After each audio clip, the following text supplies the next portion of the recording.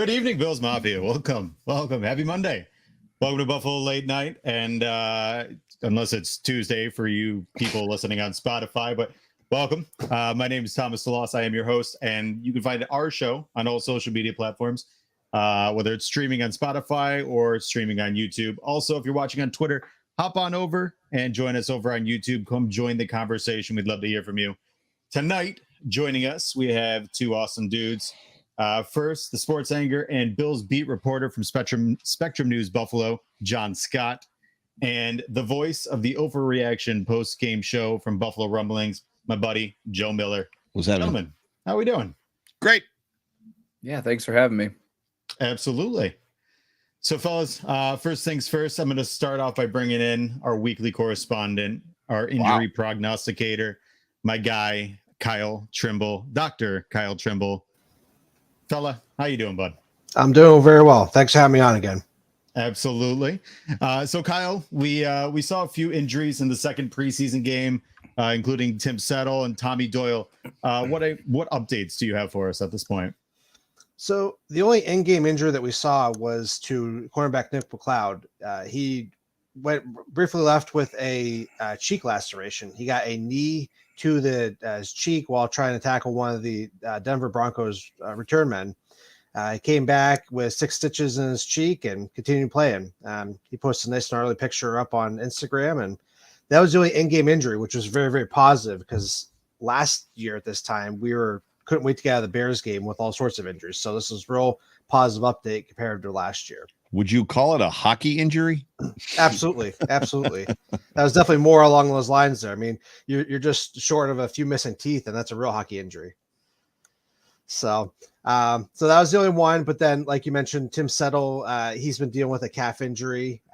We don't know when he suffered the injury. It seemed like it was in practice because he had even suited up during the game on Saturday. And then most everybody else has been pretty clean. We did see that Greg Mance went down with a left foot injury today at practice when him, Bobby Hart, and Brandon Bryant all got tangled up. Reports did indicate from Joe Biscali, the Athletic, was that his left foot, the tape and the shoe were off, and his leg was extended on the hood of the cart. We don't know the extent of what the actual injury was, and we'll need more information on that.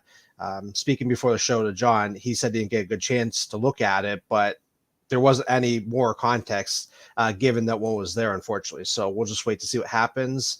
And those are the more acute injuries, though there were some other updates regarding Tre'Davious White, Jordan Poyer, just the general run-of-the-mill stuff from Sean McDermott. Okay.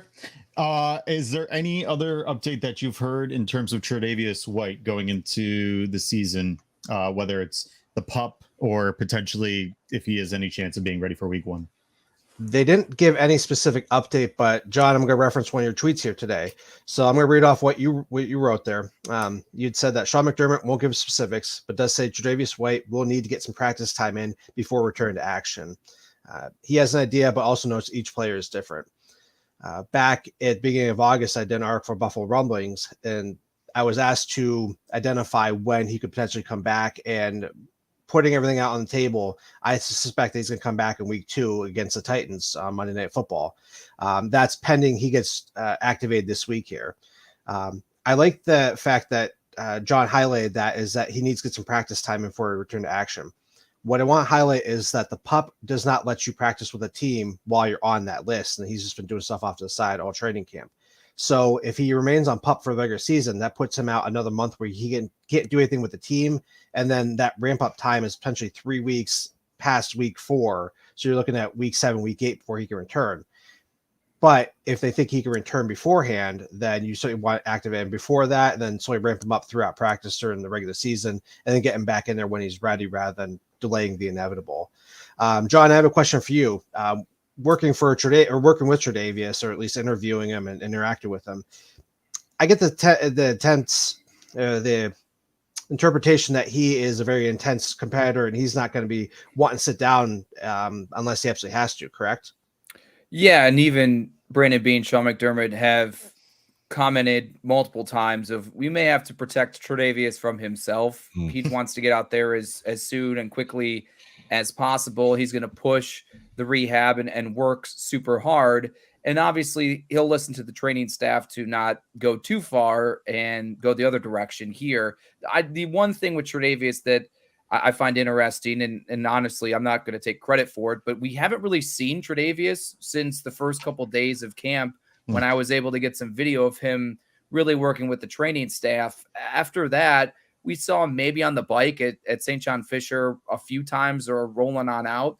Beyond that, haven't seen him do any sort of work. He's maybe been on the sidelines, but haven't seen him do any rehab of any sort for weeks. So that's what's going to be the interesting thing. Is that doesn't mean he's good taking a step back, but I do think it's just we have no way of observing where he's at now.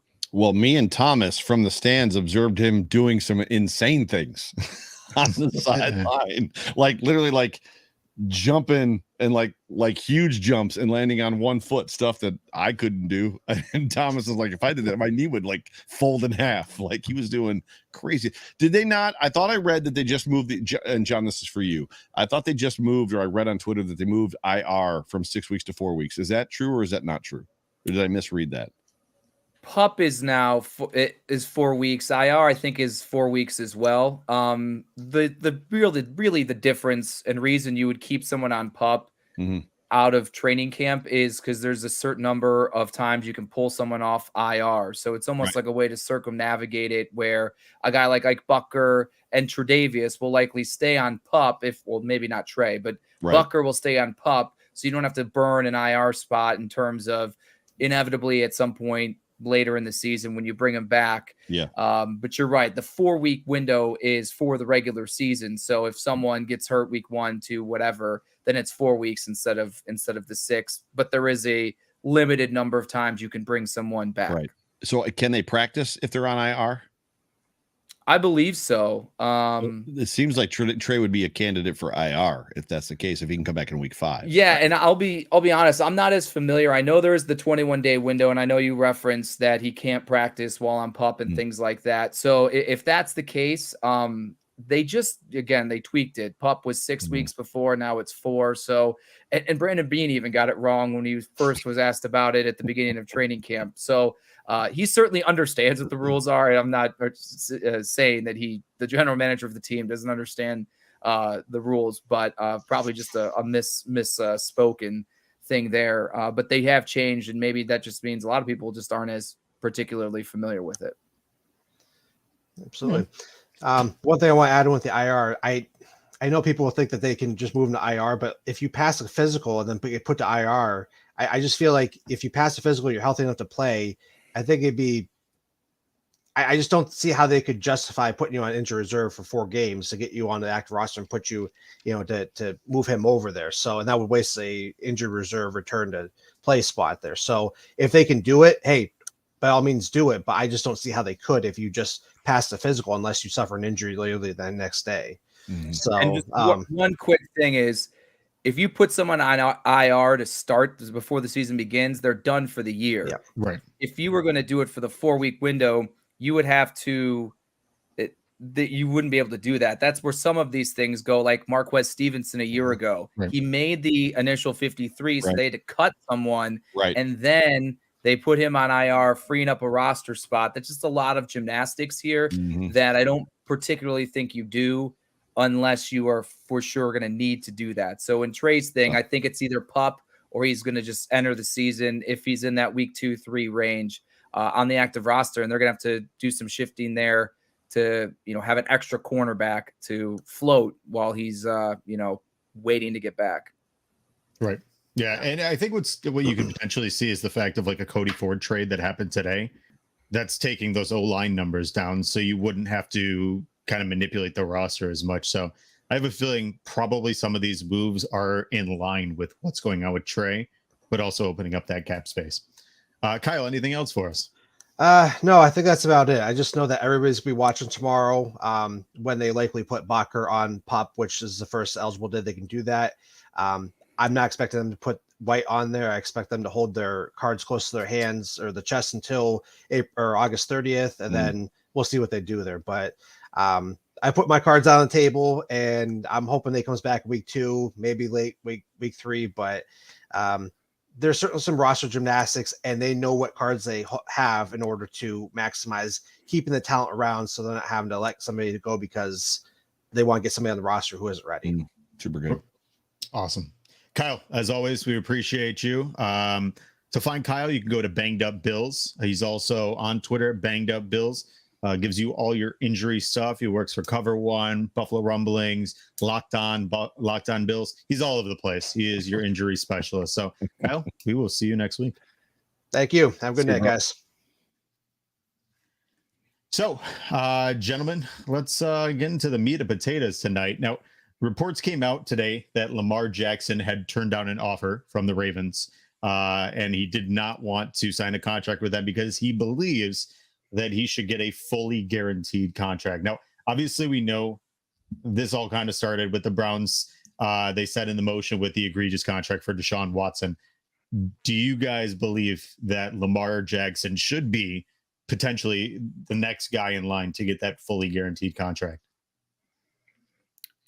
No, I think fully guaranteed contracts, especially of that size in this type of a game with so many unknowns and things, especially for a running quarterback as dynamic as Lamar Jackson, I just don't think that it's a worthwhile and smart investment. I do think that he's a former MVP. He's one of the better quarterbacks in the league. And I think that just in the way the business goes, next man up gets paid more than everybody else. I don't think that they should really be hesitant to pay him top 5, top 3 quarterback money. I just fully would understand from a business standpoint why you wouldn't want to give it fully guaranteed, again, especially for a mobile quarterback like Lamar Jackson. Yeah, 100%. There's an aspect of not completely understanding why the Browns did what the Browns did. Deshaun Watson deserving of a fully guaranteed contract. I don't think anybody would agree that he is. And I don't think anybody would agree that any player is, deserves a fully guaranteed contract for just that specific purpose, like getting hurt, whatever. The whole situation is strange, right? He doesn't have representation. His mom or something like that is like representing him what if they put a poison pill in his contract that nobody catches? Like if he doesn't reach 40 touchdowns, he doesn't get paid anything. The whole thing is just bizarre, more bizarre than Sammy Watkins thinking the earth is flat. Like the whole thing is just bizarre. Like he does not deserve a fully guaranteed contract. He's out of his mind. Yeah, it's not surprising. I mean, Lamar Jackson, he's not afraid to be who he is. And I feel like part of what he did, or at least what I read up on him from being in Louisville, because Lamar Jackson's mother so she was a coach. She's been a coach for him since he was in Pop Warner. And now Lamar Jackson's mom even still does stuff with the Louisville team. Like she'll go out there and work with conditioning and get these guys right. So she's got a ton of background in football. She's not just like, like the Campbell's chick or the Campbell's soup mom that just shows up, with the bowl of soup. That's not her. She is very, very well faceted. She owns her own company. I don't think he deserves to get a fully guaranteed contract, no matter how. Wait. Go ahead. Well faceted and hanging out with the training of of Louisville is not a high-powered attorney that understands legal jargon. Those are two completely different arenas. That's like saying because I can cook steak, I know how to grow a cow, or because I know how to grow a cow, I know how to cook a steak. Like those are two completely different things. Completely. For sure. But she obviously has a bunch of stuff in our wheelhouse that we're not familiar with. For sure. I wouldn't write her off just because of, a perception of other mothers being involved. But needless to say, I think if there was a guy that it wouldn't be surprising, it would be Lamar Jackson. I think if you're going to go down the pipeline, but I don't think it's at this time. The contracts are already getting, I would almost say, out of hand. I mean, we're in 15 years, you're going to see these guys are going to be getting into 600 million, 700 million, 800 million. I mean, coming close to $1 billion contracts. I mean, they're already getting ridiculous. So I think you kind of have to, keep a lid on it. And I wouldn't be surprised if what the Ravens are doing is in cahoots with the rest of the league against the Browns to kind of stop this or curtail it where it is, because I think the Browns opened up Pandora's box that never needed to be opened. Yeah, I wouldn't go that far. I'll tell you, as a guy who was born and raised in Cleveland, why the Browns did what they did. Because they haven't had a quarterback in 30 years. Mm. They're a franchise that's made the playoffs twice Yeah. since returning to the league in 99. And it's a quarterback league. I Sure. mean, they went as far as they could with Baker Mayfield, and they had no other options, similar to the Bills for 15 plus years. The roster was too good to bottom out, but not good enough without the quarterback to be an actual contender. So living in that Doug Whaley quarterback purgatory is exactly where Cleveland was. Should they have done it? No, but they probably felt that the only way Deshaun Watson was going to agree to a trade to go to Cleveland is if they gave him a Ludicrous fully guaranteed contract that no one else would do that for. So that's why they did that. In terms of the rest of the league, I mean, Kyler Murray already got a contract that wasn't fully guaranteed. I tend to think Baltimore, they probably aren't completely sold that maybe Lamar is a good enough passer, or we're not going to give you a 6-year deal. And if you are not the dynamic runner, then if your passing isn't where we think it should be, then what are we paying for 3-4 years down the line? From Lamar's standpoint, it's a quarterback league. And what are they going to do if they don't bring him back? Now, they'll always have the franchise tag. I see this very similar to almost a Dak Prescott situation. This is going to continue to get dragged on, and the team technically has the control, because if they don't reach the long-term deal, they'll just throw the tag on him there. Right. But that's kind of where I think the stalemate is. And really the only thing that's going to happen ultimately is either Lamar is going to outperform what maybe they think that he could, or is going to prove them right to say, hey, I'm the MVP guy I was a couple of years ago, or he won't. And that's which direction that this will ultimately go here. But it's not, again, the tag is the thing that'll make it so Lamar will probably still be with Baltimore for the next 2+ years. Yeah, I think you bring up a good point. Lamar is still kind of the outlier when you look at Kyler. As much as Kyler hasn't done anything in the NFL yet. And I know that's a weird statement because he's been in the NFL for a couple of years, but he hasn't really done anything to prove himself that he belongs in that Josh Allen territory. You've got Josh Allen, you've got Patrick Mahomes.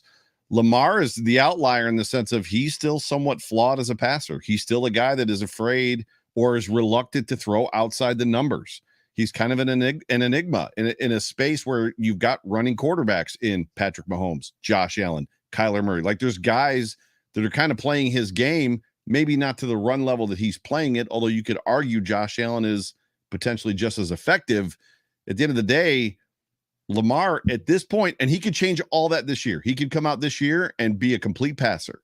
But what we've seen to date, he is not a guy that hits every throw in the field at this point. So it's definitely it's a strange situation that he is putting the Ravens in, requiring or wanting to be required to have a fully guaranteed contract for a guy that, I think you said it. I mean, and it's in the reports. Do the Ravens want to keep him? Even, right? They want to work out a deal, but are they sold yet? So it's a weird spot for sure. I mean, I will say the one thing, aside from Mark Andrews, they haven't done him any favors. It's not as though they really surrounded him with talent. Hollywood Brown is, I mean, he's fine. He's not a world beater, but Andy's gone. Andy's gone. Exactly. Andy's gone. Yeah. And I think until they actually put stuff around him, like, I mean, you saw what Brandon Beane did. Brandon Beane said, okay, we got Josh Allen, but we're not going to make him a running quarterback. Right. We want him to be a prolific passer, so we're going to build around him in that sense. Right. They never did that with Lamar. So I can see why he'd be like, well, I want to go somewhere else. It probably will be greener pastures, because Ozzie Newsome's gone.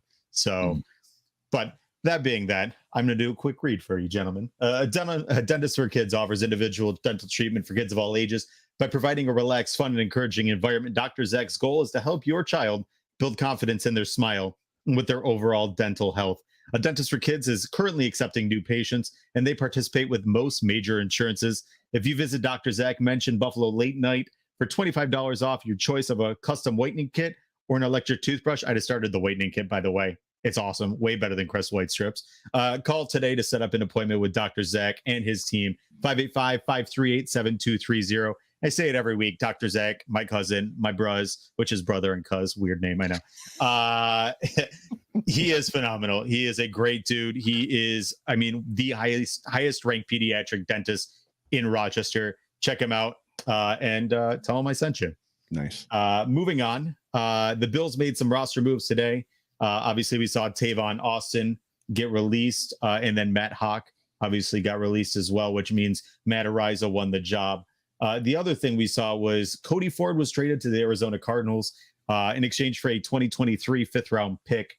What are your initial reactions about that trade? And Sean, if you want to lead us off there. Brandon Beane, the Wizard, works again. I got to be honest. I was pretty surprised that he was able to squeeze a fifth-round pick out of Cody Ford. Certainly, when you look at him as a former second-round pick they traded up for, in the grand scheme of things, it's a net loss. But with where the roster is, it's not like losing him at this point is really gonna be that big of a deal. The fact that you could get anything back for him with a guy that was very likely on the bubble. I had either him versus Bobby Hart, which is a heck of a statement That's to a make. Weird but statement. but that's where I think it was. And so if you're not going to keep him, Brandon Beane has shown in recent years that, hey, if I can flip him, it's kind of like a basketball type of a trade here of, if I'm not going to keep him, let me see if I can at least get an asset. So I think that was a very good, surprising thing for Brandon Beane to pull off. And then again, just the punter thing. I was shocked Matt Ariza wasn't named the winner of the punter competition a week ago, and they just got rid of Matt Hawk in the first round of cuts just to give him even extra time to try to latch on with another team. And Tavon Austin battled some injuries and just never was able to flash the way he did in the spring once the pads came on, whether that was because he wasn't available or just because other guys just showed more. So I think nothing really surprising there. As we still dwindle down, they still got to cut a couple more guys here to reach that number of 80 for this next round of cuts. Which is what, 4 p.m. tomorrow? Correct. They're at 80. They're at 80 currently, aren't they? 82. 81. They're at 80. Are they 82? Oh, no, with Ford gone, 81. I'm sorry. Yes. I thought they were at 83, and then they just moved. They released Hawk and Austin, and they traded Ford, which put them at 80. I thought they were at 84, but I could maybe I'm I believe they cut wrong. somebody Saturday or Sunday. I thought they cut somebody early because they were. I could be wrong as well, John. I apologize. I'm gonna do it in reverse order. So Tavon, the only hope that he had to make in this roster was obviously special teams, and that just you got to believe that the Bills at this point in time are confident in Khalil Shakir and just who they've got potentially coming back there, both in kick returns and punt returns.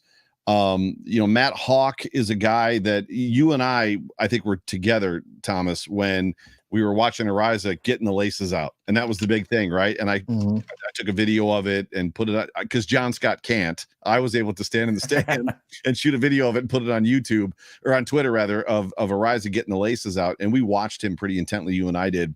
It became obvious. And I think that rep at the end of preseason game 1 was enormous. I think that game winner, meaningless game or not, Ariza going out there, you can't tell me that when his hand was outstretched waiting for that snap that it wasn't shaking. Oh yeah, the jitters. Right, that was a big moment for him because he muffs that snap and they go into the locker room in a tie in a preseason game versus going in with a win. So that snap in and of itself was enormous.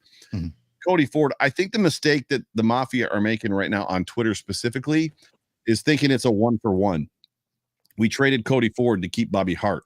And I don't believe, first, that Bobby Hart is a shoo-in to make this football team. He might be on the practice squad again. But I've heard rumblings, and you, Thomas, would probably know who I've heard rumblings from, that the Bills and Aaron Kromer specifically are interested in potentially moving Tommy Doyle inside.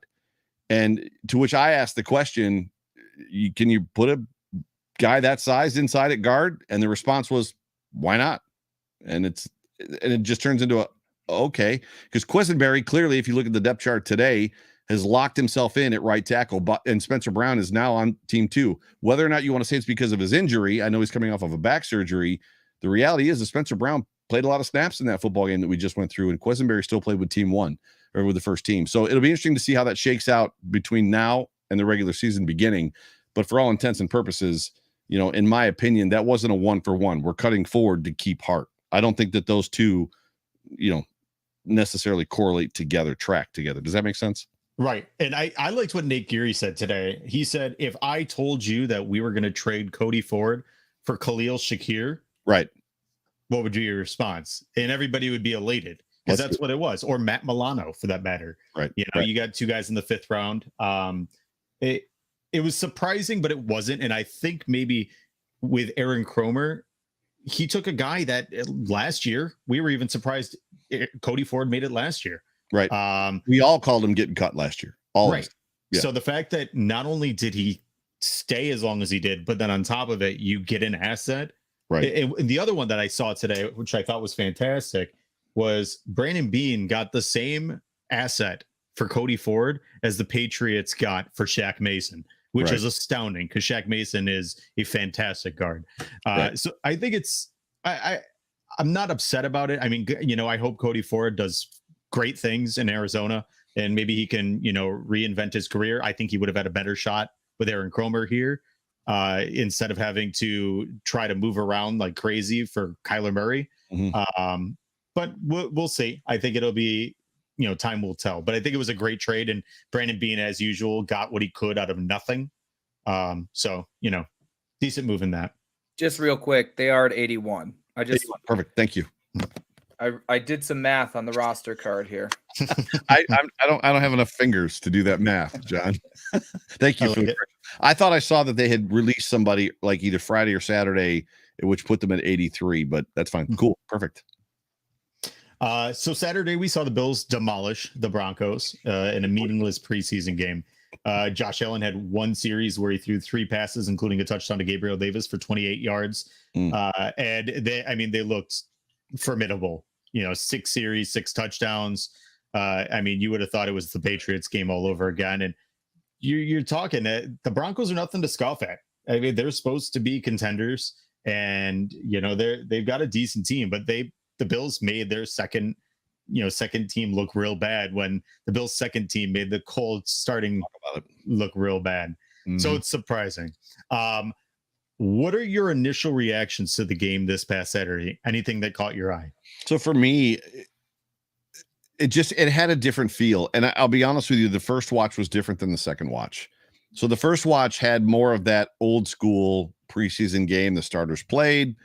Second half, they came out, and then it turned in, you know, for the first watch, it kind of turned into not a whole lot. It just felt like not a whole lot was happening. I was still kind of mesmerized by what Josh Allen did with that stupid indefensible throw that he threw that, like, I don't even like cheat code type of a moment. And then watching Case Keenum go, what was it, 16 of 18 for 192 yards with a touchdown with the first team and then some of the second team. On the second watch, however, I paid more attention today when I watched it back to the second half. And I just felt like our second and third stringers, the guys that are generally, you know, what we call, John doesn't call them these because John is a professional, but you and I call them scrubs, right? The guys that are not going to be on an NFL roster in 4 weeks. These guys, it was clear the way that they were playing, the intensity that they were playing at, the buy-in that they had in the system, the team football that they were playing. It was just different than I think what we normally see from a sloppy preseason game. It's preseason game number 2. Nobody's paying attention anyway. And these guys are trying to make a roster somewhere and trying to make a name. They were playing team football, and it just felt totally different. And then you begin to look back, and it's like the whole team plays this way, which to me speaks volumes for where the gap is between a Denver Broncos roster, which is supposed to be really good, and the Bills roster, which, you know, we flipped the table, right? So for the last 20 years, the most exciting day for us before the regular season was cut down day. So we could see who got cut and hope to God that our general manager would go after that guy to help our football team. And now we're in a situation where I feel like general managers in the NFL are excited for cut down day to see who we're going to cut so they could potentially put them on their roster. It's a little surreal. I used the phrase earlier, wildest dreams land, and that's what it feels like to me. But John, I don't know what your thoughts are.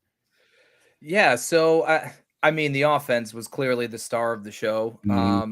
And yeah, they were doing it against Denver's backup. So they are a good team. They're a team that's in that stacked AFC West. They weren't necessarily facing the team that will potentially be fighting to make the playoffs here. But because of that, that's why you want to see Josh Allen 3 for 3 in one series, Keenum 16 of 18, Barkley 7 of 8, and just really seeming unstoppable. And when I'm looking at this stat line here, I mean, everyone contributed. Everyone seemed to be productive and things like that. And to your point, that's really been a theme for me the entire training camp preseason has been just a continued showcase of the incredible depth that this team has across the board, offensively, defensively, and the decisions that are going to be made here in a week or so by Brandon Beane are going to truly be challenging.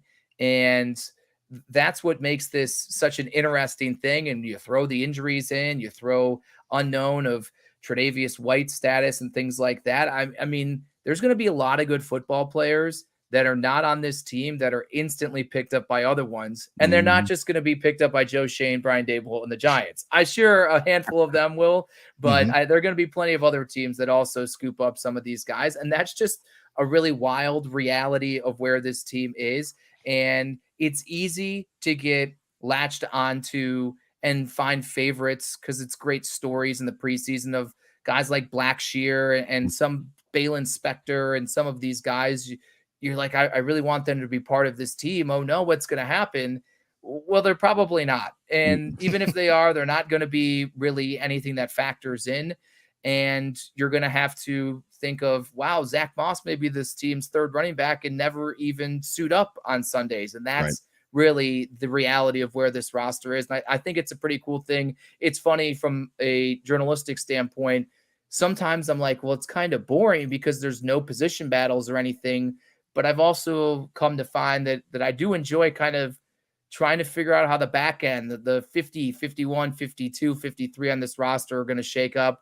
A definite change of mindset from when I got here in 2014. What do you feel, John, about the roster or the depth chart that came out today? First question, I guess, would be 1A, how much stock do you put in it? And 1B, the big thing on that depth chart, aside from the Kumaro versus Hodgins battle, aside from the Blackshear being the number 5 running back behind Duke Johnson still, and just some of the other things. For me, what stuck out to me, so the 1B would be cornerback 1, Tre'Davious White, cornerback 2, Dane Jackson, cornerback 2 behind Tre'Davious White was Christian Benford, and then cornerback 4, you would think at that point, is Kaiir Elam. So does that mean week 1 we're going to see Benford and Jackson? Is that no? I'd actually. So I actually didn't even look at it. It's in my email. But my assumption is, without looking at it, is that it's the same depth chart that they've rolled out every single week. You could tell me if I'm wrong. Little different. Questenberry is the number 1 right tackle, and Spencer Brown is the number 2 right tackle. There's a couple small changes. The wide receiver core, by and large, is the same, except Khalil Shakir has moved into the 3rd spot versus I think it was 4th or 5th in the last one. I think the running backs are the same, if I'm not mistaken, and the corners. I believe Kaiir Elam was ahead of Benford before, but it looks, I don't remember off. I could probably, it's on my computer. I could probably check. No, it's fine. Yeah, I do remember, at least for the first game, Questenberry was actually was the starting right tackle. So he started, but I think on the depth chart he was 2, was he not? Not at least for the first one. Yeah, okay. But regardless, no, long and short of it, don't really look too deep into the depth chart. It's almost a formality. Again, they know Tre'Davious White is not playing, and he's listed as your number 1 cornerback there.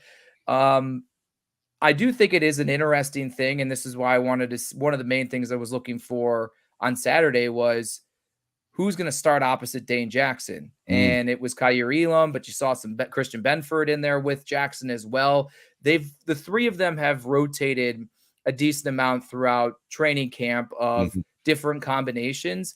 But when Leslie Frazier said a week ago, Dane Jackson is ahead of the 2 rookies, and then he goes out there and starts, to me, it appears that whether or not Tre'Davious White is healthy, it's going to be Dane Jackson week 1 in Los Angeles. Then it's more of a question of, is it going to be Kaiir Elam or Christian Benford? I still think it's going to be Elam.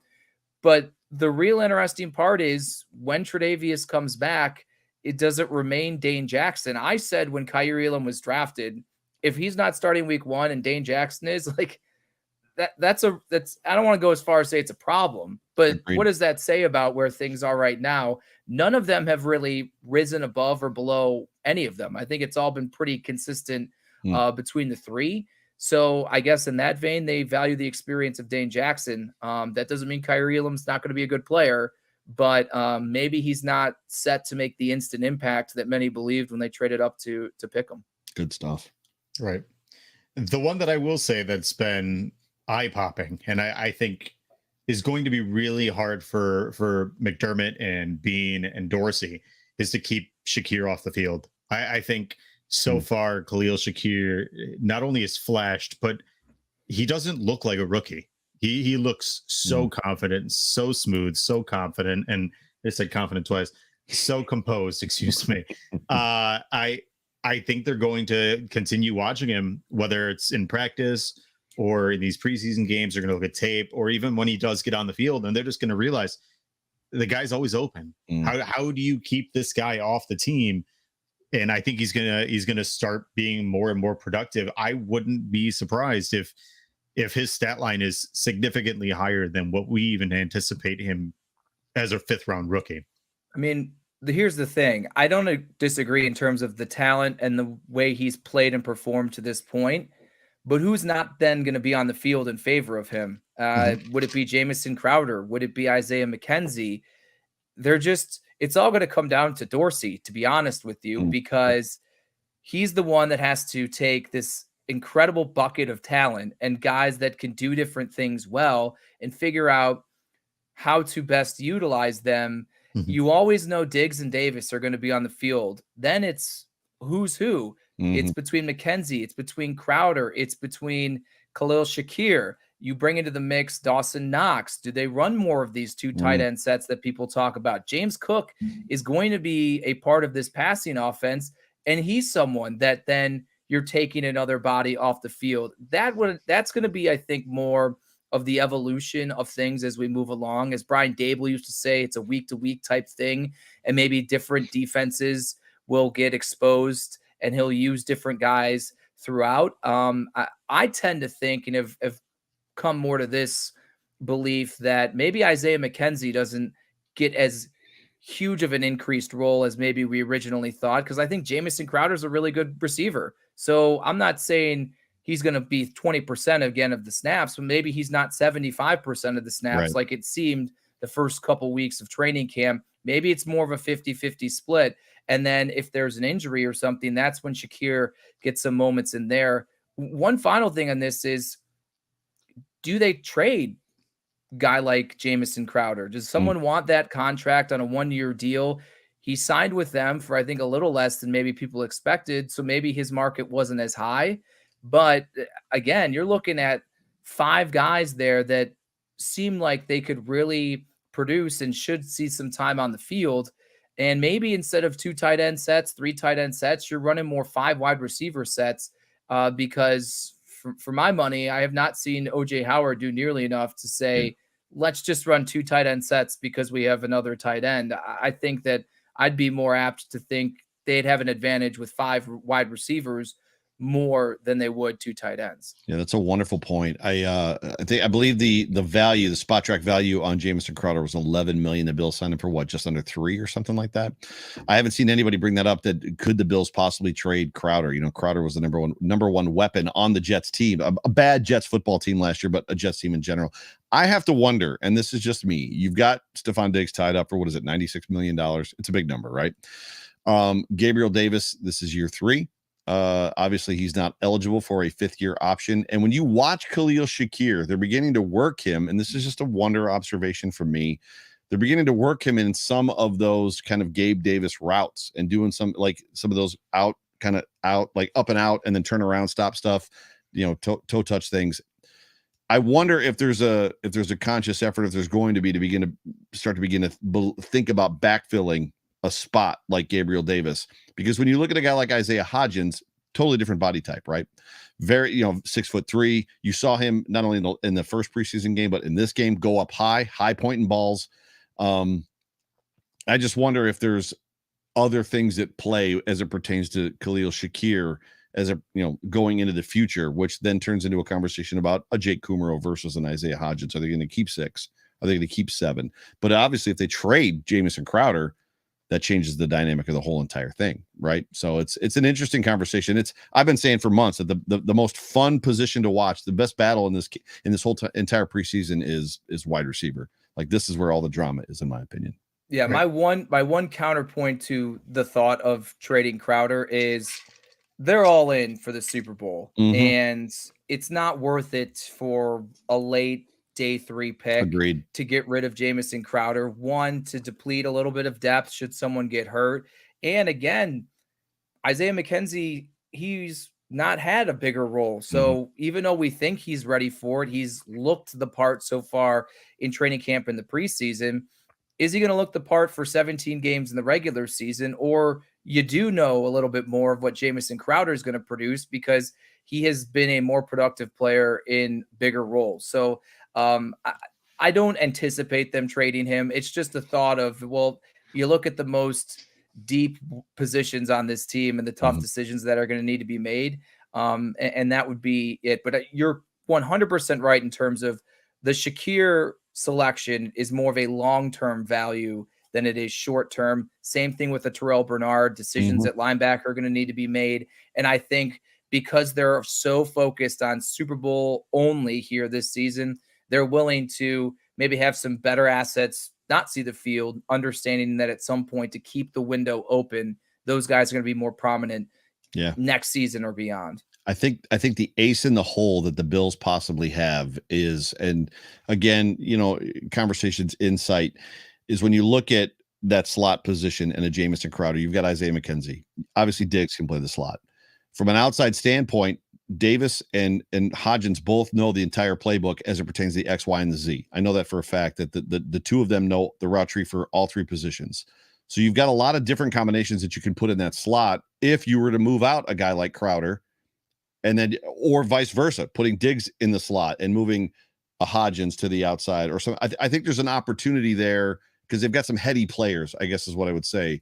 Maybe not as talented as Crowder, as shifty, as twitchy, as able to get open underneath as Crowder, but that bring different potential mismatches as it pertains to. I just feel like there's an opportunity. They got a bunch of wild cards, I guess is the way that I would say it, that know all the positions, right? Does that make sense?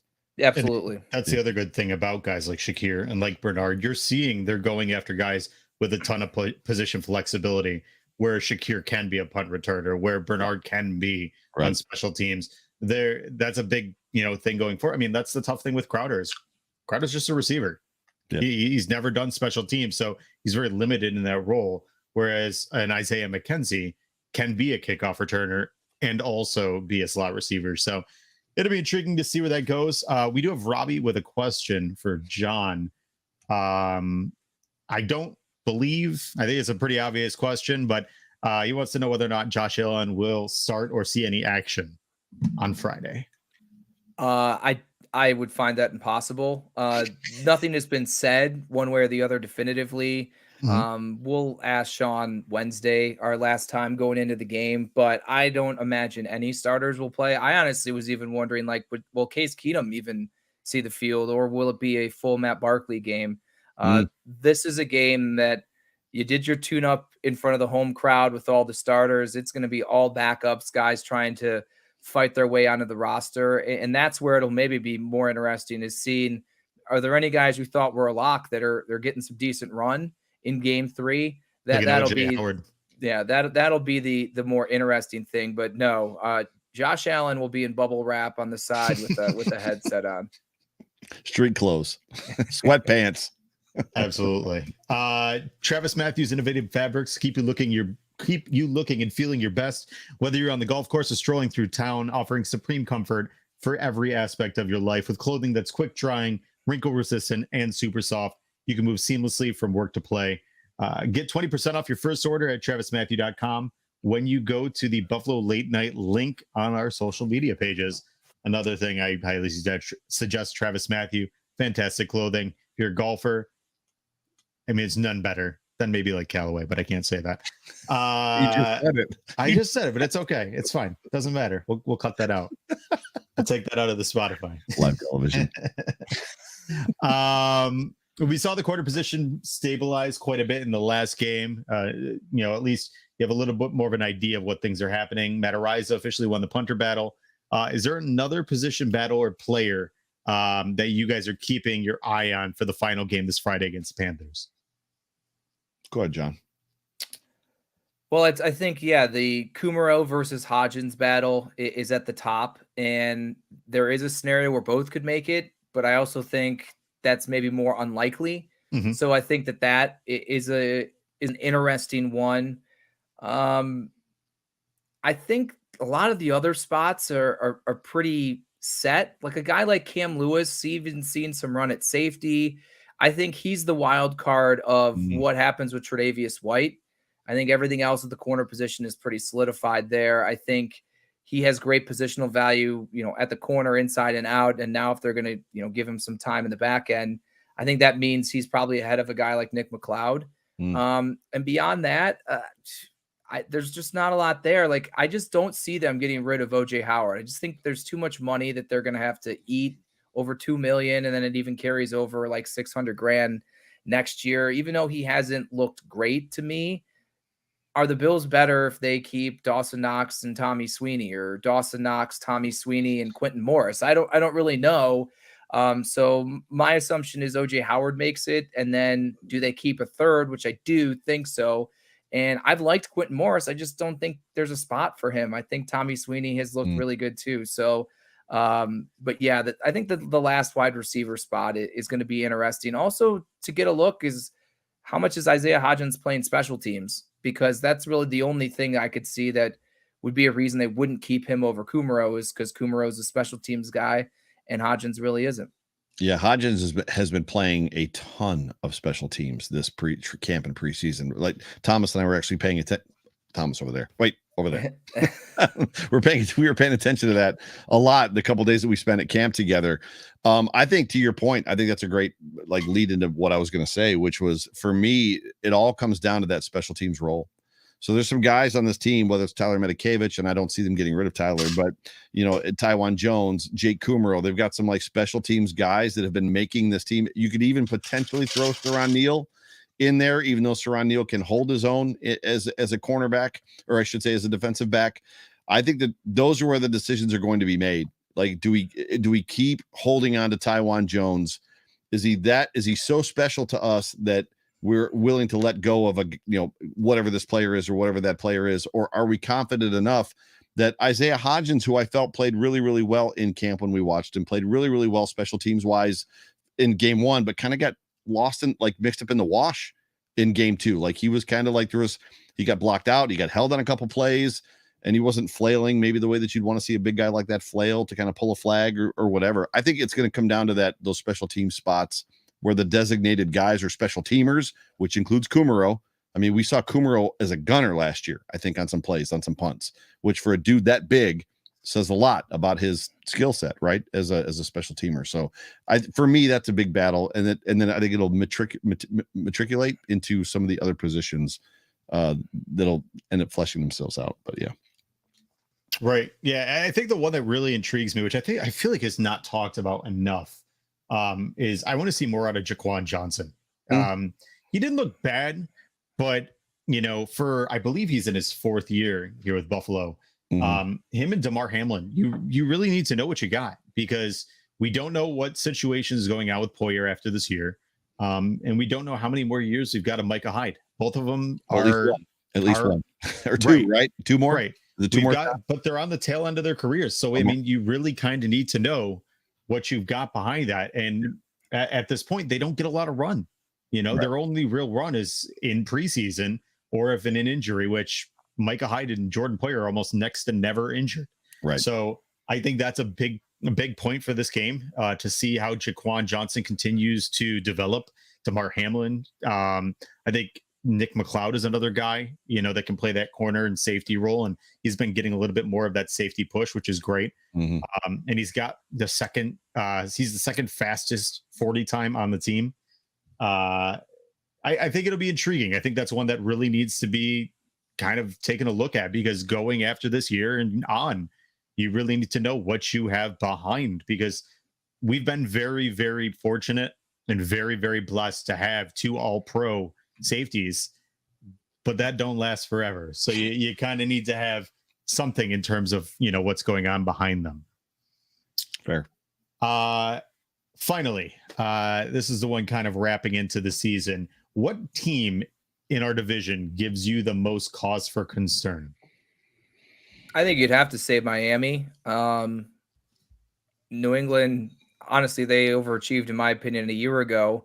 And while I think the Jets are going to be improved, I don't think that they're going to improve to the point where it's a serious threat to the Bills. I think Miami is the wild card, and it's Tua is the wild card. I mean, he's the guy that does he even have to be great? I don't even think that he has to be. I think they have enough offensive talent, and I like their head coach to the point where I think he just needs to be improved and limit his mistakes.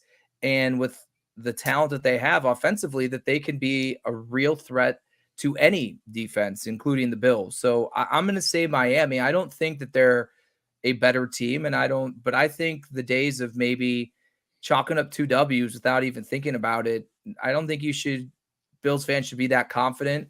I think that, you should believe they could beat them because they should. But at the same time, I think if Tua even takes a marginal step forward, that they're certainly a playoff contender. And if he goes even beyond that, that team could be far more of a challenge, similar to what New England was a year ago, far more of a challenge to the Bills and their hopes of another division title. Yeah, same boat. It's Miami for all the things that John said. I mean, Waddle, Hill, and Gesicki are a problem, right? And it's going to come down to Tua Tagovailoa. And the reality is, when you watch him play football, his arm is barely better, in my opinion, than Matt Barkley's. Like there isn't exactly arm talent there. Sure, he might be accurate, but I don't know that even when you watch some of the preseason games, one of them re-aired today, and I watched a little bit of it. There wasn't anything where I was like, oh no, this is scary. Like there was nothing like that. I mean, it was some simple outs, some simple ins. Yes, it's preseason, and I don't understand the fawning over Mike McDaniel. I legitimately just don't get it. Could you imagine us being, in the midst of a 17-year playoff drought, and Mike Mularkey comes in, or one of these coaches comes in, and people just start fawning all over like the Bills and their new dude that's got the glasses in, he's a nerd and really kind of cool. Like I just don't get it. I'm not sold on the Mike McDaniel thing. To me, leadership specifically, as a leadership guru, a guy that's been in leadership for a long time and has read a bunch of leadership books, and I can tell you, even though I've never talked to Sean McDermott, I can tell you the books that he's read because I've read them. I think there's something to be said for having been there before and having done this before. And not only has he never been a head coach, he's never even called plays. And now he's doing both of those things. So I don't care how much of a run coordinator you were. At the end of the day, that team is about Waddle, Hill, and Gesicki and Tua. So yes, to everything John said, I agree. That's just me kind of like punching a hole in it, but I agree 100% with what John said. Right. And I don't mean to take the low hanging fruit, but I mean, quite frankly, it just depends on which quarterback takes that step. I mean, I don't feel as though Mac Jones is really going to be much of anything. And from what we've heard, from all accounts, it doesn't look good. Has there ever been a better word to describe an NFL player than milk for Mac Jones? I mean, milk. When you watch him play, when you look at him, milk is the perfect word. It's just plain. Milk. It is. Yeah. And what's even better is apparently a report came out today that Bill Belichick, he is going to have a little bit of play in terms of the offensive play calling. And at the very minimum, all final say is going to go through him. So it'll be intriguing between fun. Joe Judge, Matt Patricia, and Bill Belichick, how that pans out. But I think if Zach even takes a couple steps forward, that team is loaded with talent. There's so much to go on the Jets, but you're right. The Dolphins, I mean, Tua is limited. And with all those weapons, it just depends on whether or not they can do anything. And in terms of Mike McDaniel, I think it's all the tree stuff. You look at coaching trees. I mean, look at all the guys that came after Belichick or the Belichick tree. Most of them aren't good. Romeo Crennel was not good. Kyle Shanahan is great. Kyle Shanahan is somebody that I would covet to have as a head coach if something happened to Sean McDermott. But just because you were with Kyle Shanahan doesn't mean that. Anyway, sorry. Right. Yeah, I think there's too many parallels to fantastic coaches that people make and just assume that because you coached underneath them that you are in turn going to be a fantastic coach, which I don't think is mutually exclusive. Yeah, there is no Belichick tree, by the way. It does not exist. No, it's a Belichick plant with one leaf. Exactly.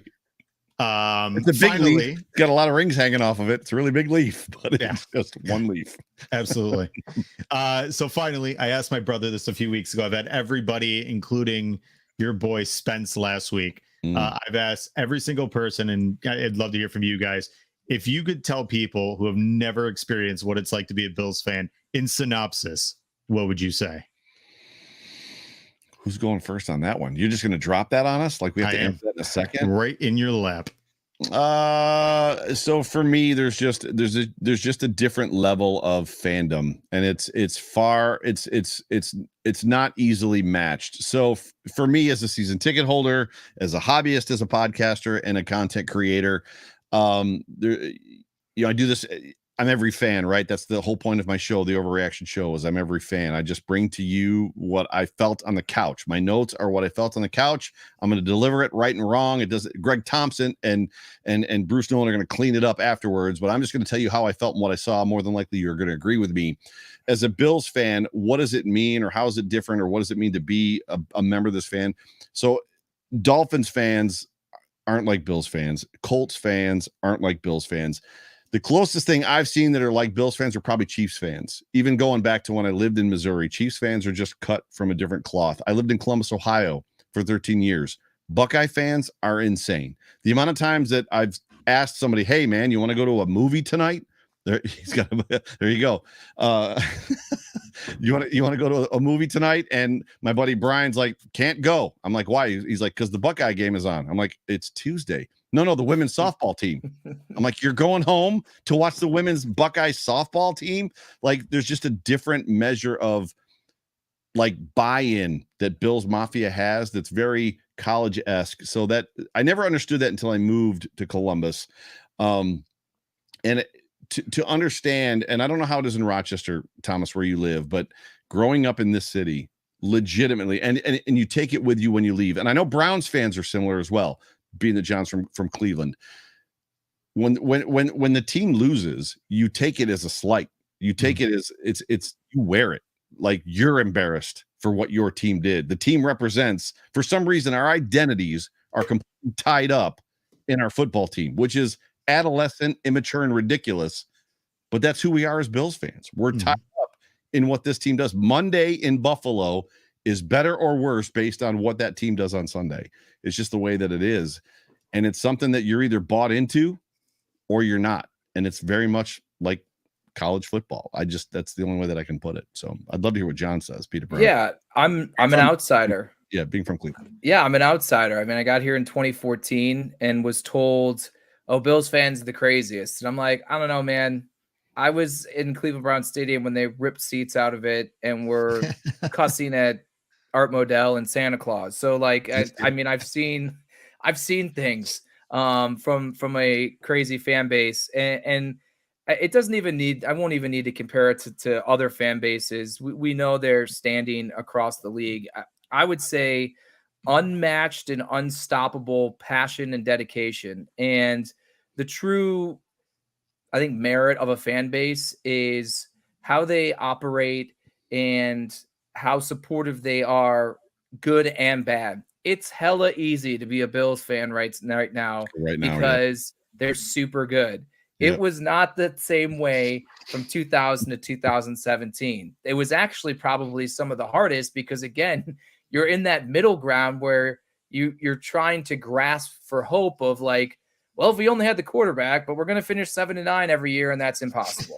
So, like, I understand that. And then you just throw into the weather is challenging. So why do you want to go support the team and go to these games from even mid-October, but certainly November through the end of the year? And when the team's not doing well, that's even more challenging. And the enthusiasm that the fan base consistently shows through good, bad, rain, shine, snow, whatever it is, I think that's what truly makes it unique and arguably the greatest fan base in football. And I'm glad that there's also different factions. Like, obviously, any person I ever talked to asked me about smashing tables, but I'm like, there's about a million other things that this fan base does to show that they are fanatics. that, Right. but not lunatics, So it's been really cool to learn and watch the fan base as an outsider and understand and acknowledge that the hype is truly real, that when they claim, like a lot of fan bases do, to be the best or whatnot, their actions and the way that they represent themselves and operate, Bills Mafia truly is one of the best that there is in the league. Bowling ball shots in the parking lot, John. That's what we're talking about. Bowling ball shots in the parking lot. Yeah, I can operate, a couple beers, but I don't think my employers would enjoy me taking bowling ball shots and then, going on live television. You're not So- missing out. It's cherry liqueur and it's disgusting. I can confirm. But no, I'll tell you, both of you are spot on. Love the responses. And, being a Bills fan, I've said this before, it's, for you asking about Rochester, whether it's Bill season or not, there is Bill stuff everywhere. There's always people wearing Bill stuff. It's just, escalated come football season. For sure. And I don't know the exact statistics, but Rochester makes up a lot of the Bills season ticket holders. There's a ton of us. 100%. But you got to understand that I'm coming from a place of being a Buffalo kid. Right. I was told, John, how old are you? I'll be 38 in a month. So I don't know if any of this rings true, because you were probably in high school, college years, but there was a long period when Ralph was entering age of he could die at any time. We were told we were losing our team because we're the smallest market in the NFL. Rochester was not included in it, and neither is Toronto. Meanwhile, there's 1 million people in Monroe County, and there's 5 million people an hour and a half away in Toronto, but they don't count in our market. So that's why, for me, there's always this. That's where that whole inferiority complex comes from for us, Bill, like Buffalo kids. But go ahead. Sorry, Thomas. Which, John, you literally came in the year Ralph died, so that's wild. Yeah. But I'll tell you, it's remarkable. Being a Bills fan is absolutely a birthright, but it's just one of those things that, you've been through it all. Yep. I've sat in the stadium watching us play the Jaguars when it was slush raining. I remember and that game. It's just that game. miserable. It's not fun. I've seen every angle, and you're right, John, to your point that it is easy to be a Bills fan. And, younger me would have said, man, I want these fans now to suffer like I did, but I don't feel that way anymore. Like, I love that people get to see how good the Bills are, that they are on national TV, that we have a stone cold killer quarterback who's also probably the best human being you'd ever meet. And you've got a team loaded with talent, run by one of the best coaches in the NFL, and a GM that's probably going to be in the Hall of Fame eventually one day if he wins the Super Bowl. Like, you just got like a stud cast of people, and then a fan base who donated like over $100,000 because Dawson Knox's brother passed away. Like, just, they do everything right, and everything is so, it's almost synchronized. Like, everything just works in lockstep in this organization, from the fan base up to the top and down. And it's all passion. And you can see, Brandon Beane even talked, I don't know if it was this past season or the year before, but he was like crying almost, like emotional in the end of season press conference, because he felt everything the Bills have felt. And, Joe and I were at training camp 2 weeks ago. I don't even know when training camp was anymore, but Brandon Beane was literally after camp signing and taking photos for every single person that wanted it, and having conversations with every single person that wanted to have a conversation. Like, they just get it. And I think that is the exact perfect definition of what being a Buffalo Bills fan, or what the organization or the whole thing is about, is that it's a community of people that love one team, and they love together and love big. So it's amazing, and it works well, and it's worked well for a long, long time. But aside from that, I want to thank you guys. You guys have been fantastic. John, I blessed to have you on tonight. Joey knows I love him. I've had him on here like 4 times so far, so he knows. I'm almost the co-host of this show. Basically, I've already told him that I'm gonna have to start doing reads for the Market Dominator. Right. But I appreciate you guys coming on tonight. I would love if you guys want to tell people where they can find your content. Oh, go ahead, John. Sure. Yeah. Kevin Carroll and I, we have the Buffalo End Zone podcast, which comes out, once or twice a week. We'll do one leading into the final preseason game, and then obviously after roster cuts and everything. So that comes out a couple times a week throughout the season. And we're super excited. Our post-game show, the Buffalo End Zone post-game show, we're bringing on Fred Jackson this year, and he's going to be a co-host and analyst for us. So basically immediately after every single game, whether that's midnight or those nice 420s or something like that, Fred's going to be along with me, Kevin, and give us the great insight that we know Fred will bring from his time in the league. So yeah, just tune into Spectrum News if you got it. And if not, again, you can just follow me on Twitter at John Scott TV, and I'll try to keep you up to date with everything Bills. That's awesome. Yeah. So after you're done with John Scott's post-game show, so my primary show is the Overreaction post-game show that airs on the Buffalo Rumblings YouTube channel, 8:00 on Sundays, right, post-game. And then just as John said, if it's a Monday night game or something crazy, it's going to be probably 1:30 in the morning, which is going to suck for me, especially the next morning. But that's my primary show. I also host the Off Tackle with John Fina show that airs at 8:00 on Monday nights on the Buffalo Rumblings YouTube channel. And then I'm the co-host of the Hump Day Hotline with Jay Spence the King as well on Buffalo Rumblings, 8:00 on Wednesdays. So that's where you can find me, at Joe Miller Wired as well on Twitter. Beautiful. And after you're done with all their content, you can come here on Monday nights, 9:30. Best opening song in like podcasting. Your whatever that opening track is, it smokes, dude. It's awesome. It's called Righteous Smoke by Monster Truck, one of my favorites. They're jamming. And actually right now, I am presently waiting on a custom song by a fantastic artist, Keaton Shaheen. He is going to be creating the opening song for this show. He's a rapper, like unbelievable stuff. Very so cool. Aside from that, come check us out on Monday nights, 9:30 Eastern. And if you're, wanting to listen on any streaming platforms, whether it's Spotify or iHeartRadio or anything like that, wherever you pod, you can find us Tuesday, no later than midday.